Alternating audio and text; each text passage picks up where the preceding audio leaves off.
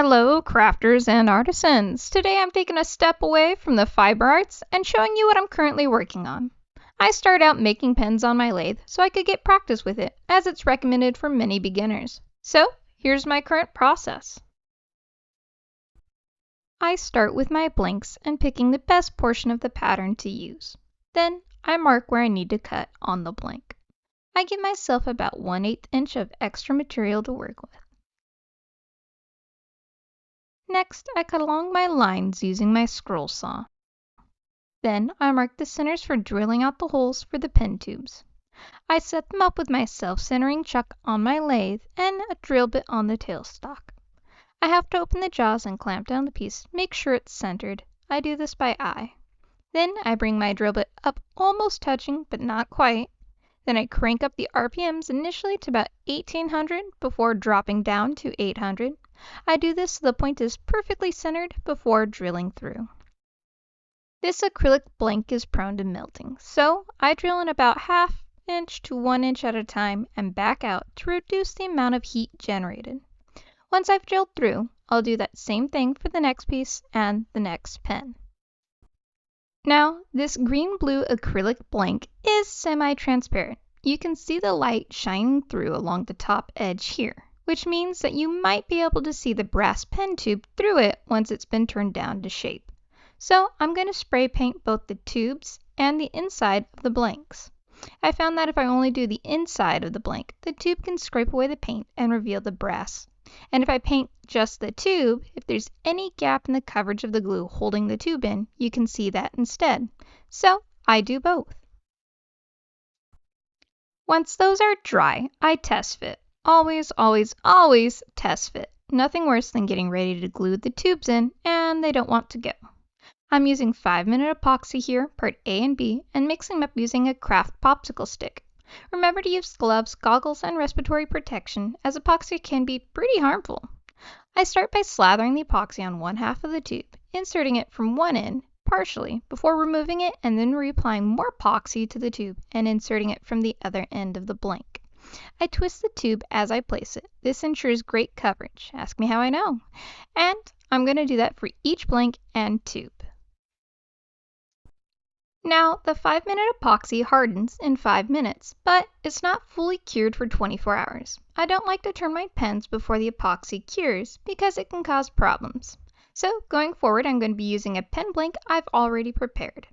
I scrape the excess dried epoxy off the inside of the brass tubes using a drill bit of an appropriate size. I also like to mark my pen blanks across the center to keep the pattern consistent. And you can see I painted the inside of this blank with green spray paint. Next, I'm going to use a pen mandrel and a mandrel saver and set this pen up for turning. Next, I'm going to turn the RPM up to 3000 and make sure everything is tightened down. I'm going to position my tool rest at the best angle for cutting. I didn't like the height the first time, so I brought it down a little. Now, I'm going to get these round first and foremost, and then bring them down to the maximum thickness of my pen. With these resin and wood hybrid blanks, it's important to go slow and steady. If you get a little overzealous with the chisel, it can catch as the wood and resin aren't uniform in density. Now, I like to shape my pen tip. I prefer this cone angle as I tend to overgrip my pens and pencils. Next, I focus on getting the ends of the blanks flush with the bushings across the center and end. These angles are steep, but I smooth them out later. If you find you're having difficulty getting a nice smooth cut, sharpen your chisel. The burl on these hybrid blanks dull my chisels like no tomorrow. I think I ended up honing the chisel 2 or 3 times for this pen alone, mainly because I find super sharp tools make smooth cuts. Now I'm just shaping the pen down into this smooth, flowy shape because it's what I like. Now that I took off a considerable amount of material, I need to readjust my tool rest for the best angle. As I get closer to the final shape, I use a lighter and lighter touch, just scraping off thin strips of resin or wood. Once I've got my pen shaped about 98% of the way, I sand with 180 grit and just finish refining the shape that last 2%, mainly smoothing the shape even further. Then I dry sand at 240, 320, 400, 600, 800, 1000, and lastly 2000.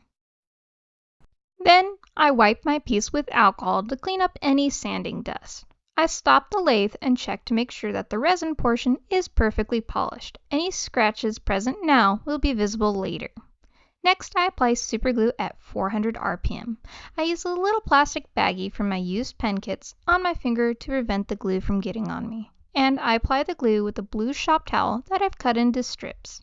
I use 1 to 2 drops of thin glue on each section of the pen and wipe back and forth a maximum of 4 times. But you should stop before you feel the towel drag. I wait for that to fully dry and then I do a second coat the same way. Then I wait for that to dry and then I use medium thickness superglue and apply 1 coat, again 2 drops per section of pen, wiping back and forth, stopping before the towel begins to drag. Then I wait for this layer to air dry fully, which takes about 5 to 10 minutes. When in doubt, don't touch it and wait longer. The oils from your hands can cause the glue to go cloudy. Only after you're entirely sure the glue is dry do I suggest testing one of the metal bushings to see if it's actually dry. Then I apply a second coat of medium, but I use an accelerator on it. I spray about 8 to 10 inches away very quickly in a super short burst. I give that a minute and then I apply a third and fourth coat the same way. Then I let the glue fully dry. Once the glue is dry, I sand across the pen with 600 grit sandpaper. I'll keep sanding until I get rid of all the shiny spots. Once the piece is completely matte, I'll turn it at 800 RPMs and wet sand with 800 grit sandpaper. I'm using the sponge on the 1000 grit pad to apply the water here. Then I'll wet sand to 1000 and check for scratches. If it's good, I'll go up to 1500 grit, 2000, and then 2500. After that, I'll increase the RPMs to 1200 and do 3000 grit followed by 3500. I follow that with turtle wax rubbing compound.